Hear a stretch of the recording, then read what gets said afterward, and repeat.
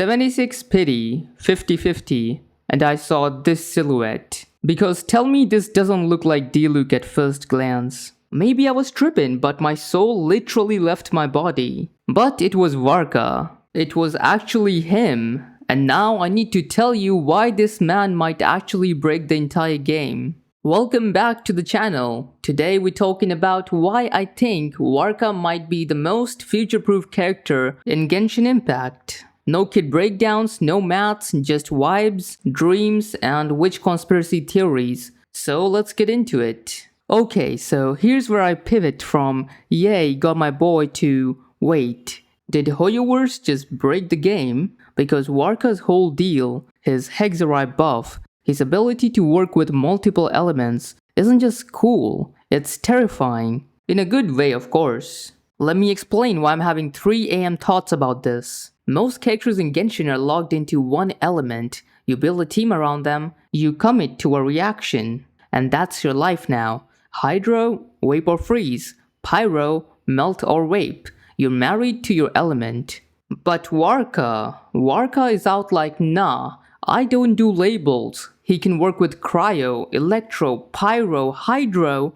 Basically, if it exists, he can probably make it work. And that Hexenzirkel buff, it's basically Hoyoverse saying, yeah, we know you have commitment issues, so here, date every element at once. And here's my theory, here's my absolute, I'm putting this on record. If I'm right, I want credit. Varka is the beginning of the end for rigid team building. He's the prototype for a new era of Genshin where your DPS isn't logged into one reaction type. Just think about it. We've already seen the game move towards more flexible kits, but Varka takes it to another level. He's not just flexible within his element, he's flexible across the elements. That's actually insane. That's genuinely game design shifting. And this brings me to the witches. Oh, the witches. You know the ones, the Hexenzirkel. The mysterious ladies who have been teased since literally the beginning of the game. We know there's multiple of them. We know they represent different elements, and we know Varka has connections to them. So what if, and hear me out, what if Varka was designed specifically to synergize with future witch characters? What if his whole kit is a preview of how elemental teams will work in the future, or in whatever comes next? I'm not saying Hoyoverse planned this years in advance, but I am saying that Varka feels like a test run. Like they're seeing how players react to a character who doesn't care about your mono element teams. He's like, you can bring whoever you want and I'll make it work for you. Okay, let's get into the fun part, the part where I stay up too late thinking about team comms that don't exist yet.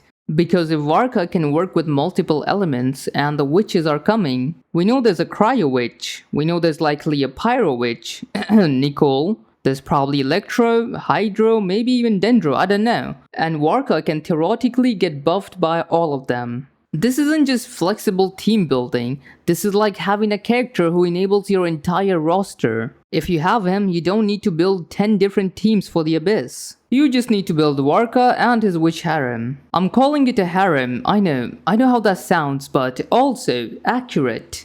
He's the Grandmaster of a knightly order, and he's collecting powerful magical women. This man has range. But jokes aside, this is why I think Varka is future-proof. Not because his numbers are big, though they are, but because his design philosophy is forward-looking. He's built for a meta that doesn't fully exist yet. And when that meta arrives, Varka owners are going to be sitting pretty. While everyone is rebuilding their entire roster, we can just slot a new witch and keep going. I want to end this on a slightly more personal note, because this pull meant something to me. Not just because I won my 50-50, even though that did help. Varka has been this mythical figure in Genshin since day one. The Grandmaster who left, the strongest fighter in Mondstadt, the guy who's been hyped up in lore for years.